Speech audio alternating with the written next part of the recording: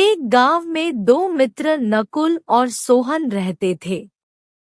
नकुल बहुत धार्मिक था और भगवान को बहुत मानता था, जबकि सोहन बहुत मेहनती थी।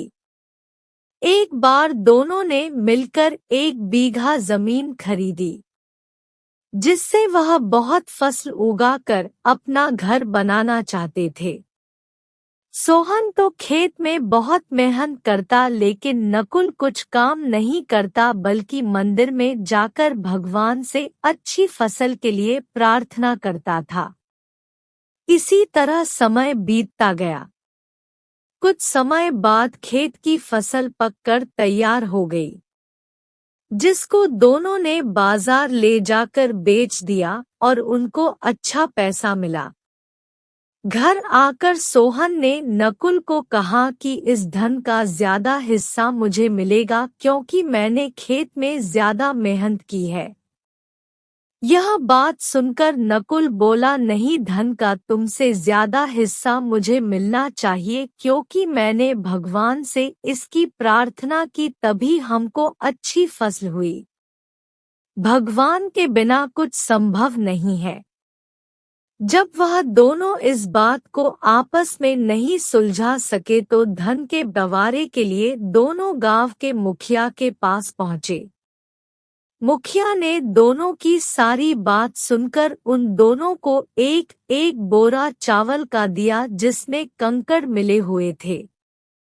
मुखिया ने कहा कि कल सुबह तक तुम दोनों को इसमें से चावल और कंकड़ अलग करके लाने हैं, तब मैं निर्णय करूंगा कि इस धन का ज्यादा हिस्सा किसको मिलना चाहिए। दोनों चावल की बोरी लेकर अपने घर चले गए। सोहन ने रात भर जागकर चावल और कंकड़ को अलग किया, लेकिन नकुल चावल की बोरी को लेकर मंदिर में गया और भगवान से चावल में से कंकड़ अलग करने की प्रार्थना की। अगले दिन सुबह सोहन जितने चावल और कंकड़ अलग कर सका उसको ले जाकर मुखिया के पास गया, जिसे देखकर मुखिया खुश हुआ। नकुल वैसी की वैसी बोरी को ले जाकर मुखिया के पास गया। मुखिया ने नकुल को कहा कि दिखाओ तुमने कितने चावल साफ किए हैं।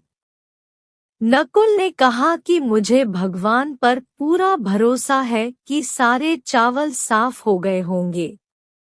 जब बोरी को खोला गया तो चावल और कंकड़ वैसे के वैसे ही थे। जमींदार ने नकुल को कहा कि भगवान भी तभी सहायता करते हैं जब तुम मेहनत करते हो। जमींदार ने धन का ज्यादा हिस्सा सोहन को दिया। इसके बाद नकुल भी सोहन की तरह खेत में मेहनत करने लगा और अब की बार उनकी फसल पहले से भी अच्छी हुई। इस कहानी से हमें यह सीख मिलती है कि हमें कभी भी भगवान के भरोसे नहीं बैठना चाहिए। हमें सफलता प्राप्त करने के लिए मेहनत करनी चाहिए।